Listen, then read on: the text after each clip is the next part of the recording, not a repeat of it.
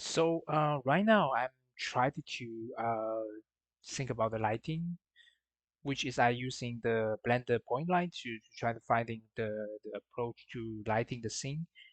And yeah, I tried to using a, the color that had a nice contrast between the very cold ambient light.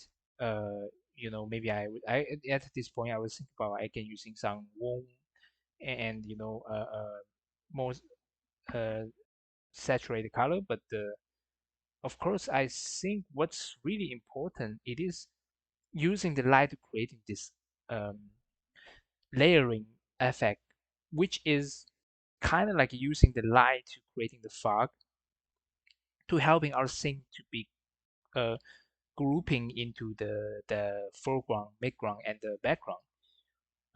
Yeah, and so that's actually exact something I tried to do. Um, right now we can because when we have a man-made or you can say when we have the freedom to use the light, it is actually very easy to be overwhelming very soon, so and we the first I think always very important, the first step is just trying to creating the feeling of the make sure the foreground and the background can pop out. For example, this is one of the great example, which is as you can see when I have lighting uh, on the back side of the foreground, we can see the foreground better. We can read the silhouette better. You see, and when I turn on and turn off when I turn on the light, we can read about this kind of silhouettes better. And this is what I mean. This is what when we lighting, everything we need to do is just make sure that the silhouette and the shape is still very readable. The foreground, midground, background, the kind of feeling is still very strong.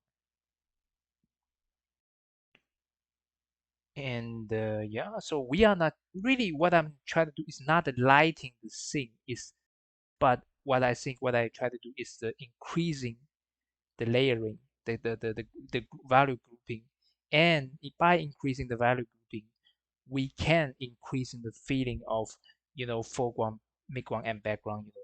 Those things is really is my life savior. It's something I will think about all the time.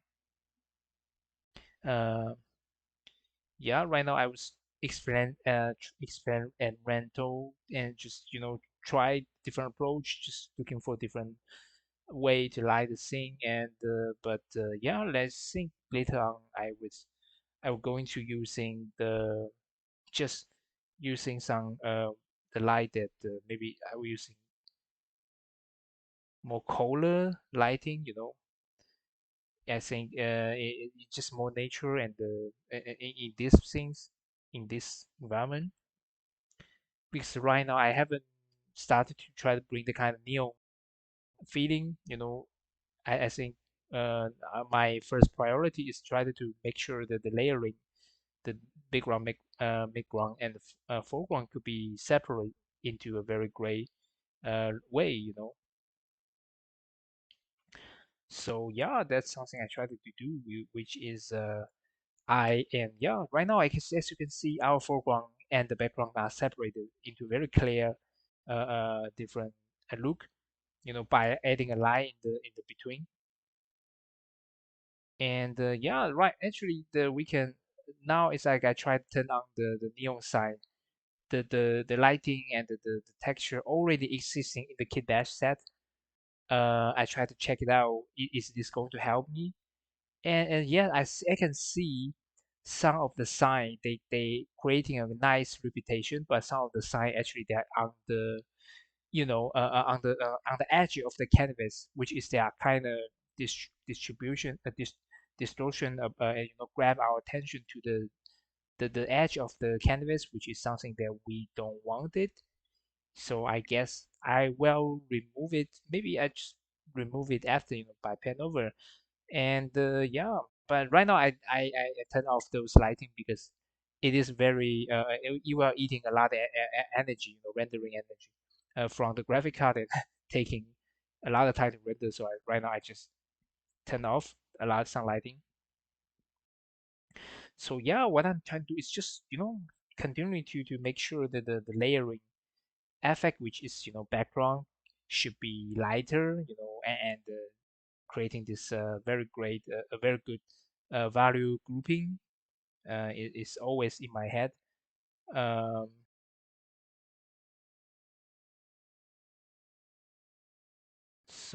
yeah, checklist idea. This is really what's really very important thing. I think there's a very great talk by Julio Dojo. He had this very amazing talk about making a checklist because this checklist is actually our a guideline for our visual problem solving uh, uh, series of questions helping us to do the visual problem solving. So when we try to solving a very complex question, we can start with that. And and I think usually when we solving all the problem uh, on the to-do list, they will leave us in the end. It will just leave us something more clear question in the end. For example, like maybe some element we feel like it's bit wrong. Maybe that element is need us to putting extra amount of effort to design to make sure that the element is, work. Maybe it is some kind of hero object. So of course we cannot using a general approach to do it right. So yeah, but at the point actually everything is done, so we can just and release all the stress and just have fun and enjoy the process. For example, like right now I just play with lighting, and I can see the our environment is already being lightened in the way that being separate in the pretty good the kind of value groupings structure. And right now I try to grab more element, I from our KeyBase set from KeyBase 3D. I think I feel like this pipe system is really cool, and I like it a lot. And right now I want to increasing more information to the environment.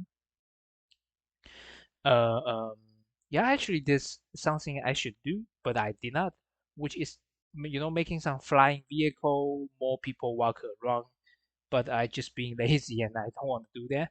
And also I feel that they will make this tutorial a lot longer and more complicated. But the truth is just because I'm being lazy, I just want to adding more structure rather than adding more people or vehicle. But actually, that's a good idea because people and vehicle they are a much more dynamic element. They can definitely bring more life to the environment, and they are settled.